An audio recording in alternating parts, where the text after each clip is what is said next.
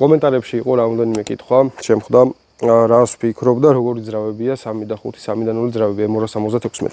ეს კონკრეტული არის ატმოსფერული M276, 3 და 5, 306 ცხენისძალიანი ძრავი და ამის ანალოგები არის 2 ტურბოთი, ბიტურბოები, 3 და 0, 323, 367 და 402 ცხენისძალიანი ვარიანტები.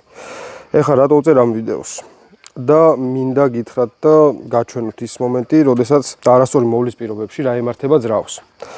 გაჩვენებთ ყველა ცილინდრს. ესე იგი, ამ კონკრეტულის პრობლემა არის ის, რომ ძრავი ხმაურობს, საშინელი ხმა აქვს და პლუს ამას, ზეთისჭამას რა თქმა უნდა. ძრავში ასხავენ რეგულარს, რომელმაც დედა უტირა ძრავს. ყველა ცილინდრი დაზიანებული, აბსოლუტურად ყველა ცილინდრი. და კიდევ ერთხელ მინდა გითხრათ ის, რომ ატმოსფერული იქნება, ბიტურბო იქნება თუ რომელი ძრავი იქნება, არ აქვს მნიშვნელობა. Mercedes-ზე მაქვს საუბარი. მიგითხავს ბევრჯერ და სიამაყით მეუბნებიან პრემიუმს ვასხავ. პრემიუმიც მინიმალურია. და რეგულარი ხო საერთოდ არ შეიძლება ამ მანქანებში, აი საერთოდ.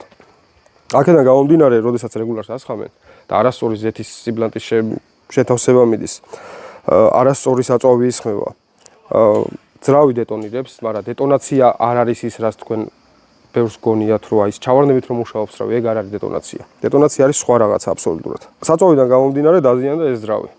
ეხლა ამის გაკეთება იმდენად დიდ ხარჯებზე გადის, რომ არ ღირს გაკეთება, ჯობია შეიცვალოს ძრავი, გოლი ძრავი იშოვოს პატრონებმა შეიცვალოს.